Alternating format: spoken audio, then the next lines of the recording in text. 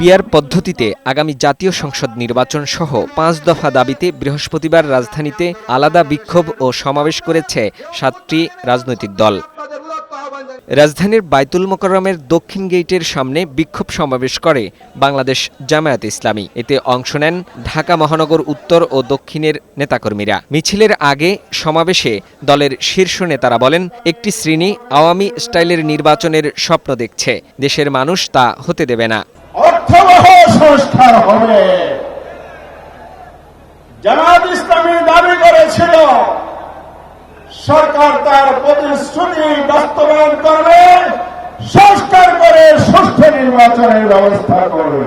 এ সময় দলের secretary general বলেন, যারা ফেসিবাদ হতে চাচ্ছে তারা পিআর পদ্ধতি চায় না। সিদ্ধান্ত গ্রহণকারী কর্তৃপক্ষ কখনো কখনো লেভেল প্লেইং ফিল্ড রক্ষা করতে পারছেন না।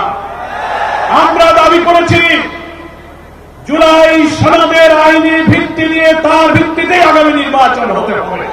বায়তুল মোকাররমের উত্তর গেইটে একই দাবিতে বিক্ষোভ ও সমাবেশ করে বাংলাদেশ ইসলামী আন্দোলন। মিছিলের আগে দলের নায়েবে আমির বলেন, বর্তমান সরকারের আচরণে মনে হচ্ছে কোনো একটি দলের দিকে ঝুঁকে গেছে। পিআর পদ্ধতির বিষয়ে সিদ্ধান্ত চূড়ান্ত করতে গণভোটের দাবি জানান তিনি। সহজ কথা, আপনার গণভোট দেন, রেফারেন্ডাম দেন।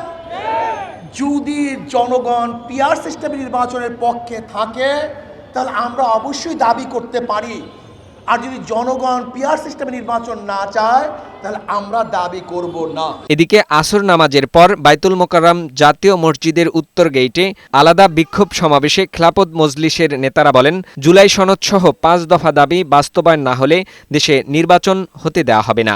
আমরা পরিষ্কার বলি, আওয়ামী লীগের দোষর জাতীয় পার্টি এবং ১৪ দলকে নিষিদ্ধ না করলে দেশের জনগণ যা যা করতে হয় তাই করবে।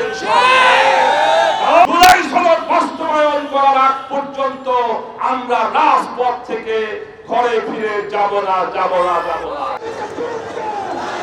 সমাবেশ শেষে নগরীর বিভিন্ন সড়কে মিছিল করে সংগঠনের নেতাকর্মীরা। ফাহিম মুনাইম, বৈশাখী সংবাদ, ঢাকা।